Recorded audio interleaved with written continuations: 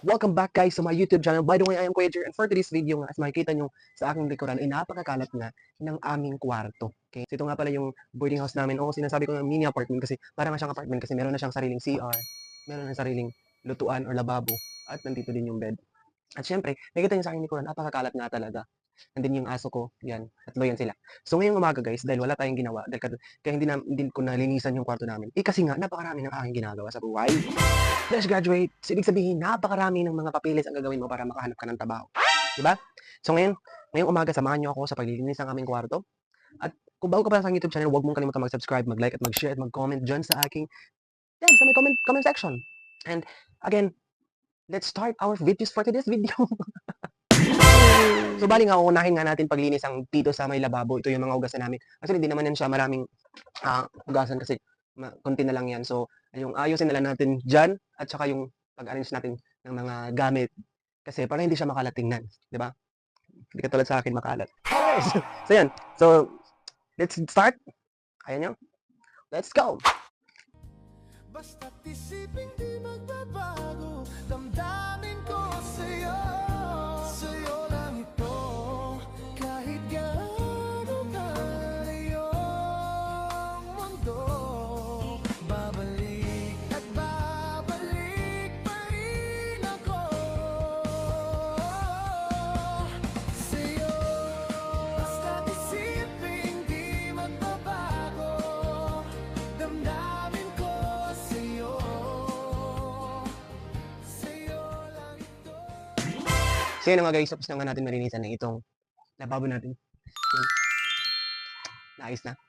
So, from this to this. So, yun nga. Dahil natapos na natin malinisan itong ating kitchen. Okay, tapos na yan, nalinisan na natin, hugasan natin yung mga plato. Dito na naman tayo sa ating bed. Yan. Diba? Ito, pinatungan ko ito ng camera. Yan. Linisin natin to, tapos ayusin natin. Tapos pagkatapos dito naman tayo. Yan. So, yun. Malinis, dapat na malinis para cleanliness. Because cleanliness next to godliness. Yun. So, let's go. Paano kung ang mahal mo ay may mahal ng ang iba? Paano kung pilit mo na lang pinipilit ang iyong sarili na mahalin pero ayaw niya na talaga? Minsan, masakit ng umasa sa taong akala nating meron pa tayong pag-asa. Ayun nga guys, tapos na nga natin malinisan ang ating bed at dito na ayos ko na din yung table ko. So actually maganda yung table ko kasi may ilaw niya.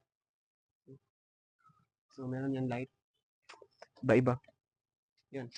So yan yung computer table ko. Tapos ito yung mga libro. Meron ako itong mga libro. Maraming may Rich and Poor Dad, Power. Gusto ko yung Power ito na book. Yun. Papakita ko sa inyo sa next vlog ko yung book ko na ito. Papakita ko sa inyo yung mga books ko. And then yan. So natapos na nga natin malinisan ang ating kwarto. So thank you so much for watching this video. Guys, wala lang tayong magawa. So mapapansin ninyo dito sa likuran ko, meron tong upuan yan. Kasi yung bed namin nabali yung, di ba dapat sila ganun na. So yun, nabali na, nasira na, kumbaga. So kaya yung support na lang yan yung upuan. So yun. And yeah, kaya na we're done. Di naman siya masyadong sobrang kalat talaga kasi hindi ko naman din hinayaan na sobrang kalat yung kwarto namin. So thank you so much guys. And again, baka bakit wala yung labahan? So yung labahan ko nandito sa CR namin. Yan. Kasi maglalaba din ako ngayon. Ngayong araw, bibili lang ako ng sabon. And kung mapapansin niyo dyan sa aming, yan, parang mga brown na yan. Okay?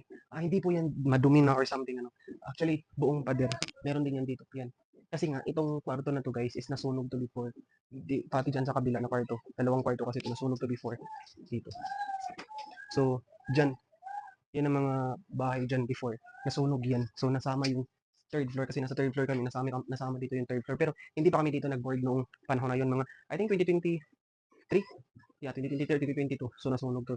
Dito lang na second floor yung, third floor na nasama. Tapos, yung mga bahay dyan. Yun, nasunog yan lahat dyan. Tapos yun. Kaya, dito, mapapansin nyo, kung ano yan, mga sunog-sunog. Tapos, inano na namin yan. Pinunasan na namin yan ng Zunrox, kahit dito. Yan. Tapos, may itom talaga. Itim yan kasi, siguro yung pagpintura, hindi inayos pag tanggal kaya. And may plano kami na ayusin namin, pinturahan namin. Kaso nga lang, kung yung pagpintura is hindi siya mababawasan yun sa pambayad niyo sa rent. So parang gastos niyo din yun. Like kung may papaayos kayo dito sa inyong kwartos, ganun. So meron nga rin kaming plano na yung bed namin dahil sira na. parang i-elevate namin siya dito. Parang iangat namin siya para dito sa baba. Parang study table ko dyan sa baba. Tapos ito dito, yung damit namin, yan. Kasi para mas malawak and then para mas lagyan din namin to dito ng parang close. Tapos magpapaalam pa kami sa may-ari ng bahay. Yan. So, yun lang guys. Thank you so much for watching this video. I hope you like this video and I hope you don't forget to subscribe and like and share this video. And also don't forget to comment down below.